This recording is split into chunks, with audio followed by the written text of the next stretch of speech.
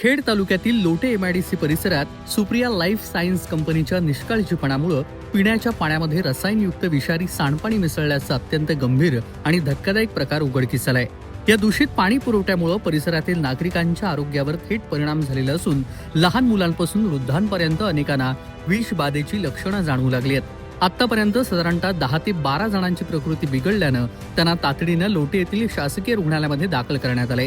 काही रुग्णांना उलट्या, मळमळ, पोटदुखी आणि अंगदुखीचा त्रास होत असल्याची माहिती देखील समोर आलेली आहे।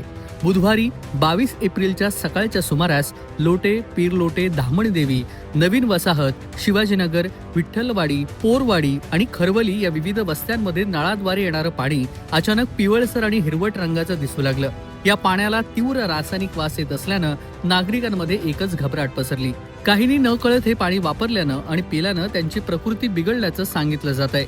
प्राथमिक माहितीनुसार सुप्रिया लाईफ सायन्स कंपनीच्या सांडपाणी वाहिनीतील चेंबर ओव्हरफ्लो झाल्यानं रसायनयुक्त पाणी बाहेर पडलं।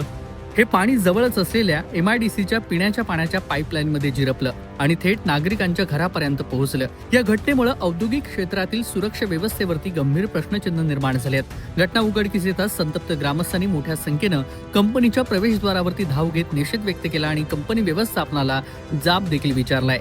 दरम्यान कंपनी व्यवस्थापनानं संबंधित दूषित पाणी त्यांच्या कंपनीचंच असल्याचं मान्य केल्याची माहिती देखील समोर आलेली आहे। त्यामुळे नागरिकांमध्ये संतापाची लाट उसळली आहे। या प्रकारानंतर स्थानिक ग्रामस्थांनी कंपनी प्रशासक, एमआयडीसी आणि सोबतच प्रदूषण नियंत्रण मंडळाविरोधात गुन्हे दाखल करण्याची आक्रमक भूमिका घेतली आहे। कोकण कट्टा न्यूज, खेड, रत्नागिरी।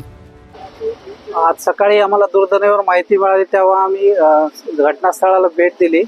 तेव्हा असं आढळून आलं की सुप्रिया लाईफ सायन्सच्या उद्योगाचं जे ड्रेनेज लाईन आहे CTPला जाणारी, त्याच्यावर जो चेंबर आहे तो ओव्हरफ्लो होऊन इफ्लुएंट आहे ते ओव्हरफ्लो झालं होतं आणि बाजूला त्यांची MIDCची वॉटर सप्लायची लाईन आहे, रॉ वॉटर सप्लायची, त्या लाईनमध्ये कंटॅमिनेशन झाल्याचं साधारणतः दिसतंय आणि त्यामुळे आजूबाजूच्या गावांना जो पाणी पुरवठा होतो तो पाणी पुरवठा दूषित असल्याचं आता प्रथमदर्शनी तर दिसतंय। आम्ही तसे नमुने संकलित केलेले आहेत आणि कारवाईचा प्रस्ताव पण वरिष्ठ कार्यालयाला पाठवला आहे। किती लोकांना प्रकृतीला त्रास झाला नाही ती माहिती आता माझ्याकडे नाही उपलब्ध।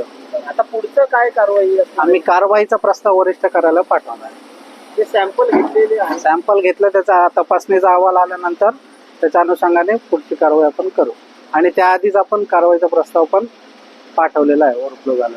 कारवाई म्हणजे नेमकं संबंधित कंपनीवरती कुठल्या कलमांवर कारवाई? ते पर्यावरण सुरक्षा कायद्याच्या अनुषंगाने कारवाई होत असते। नाव कसं? कोकणातील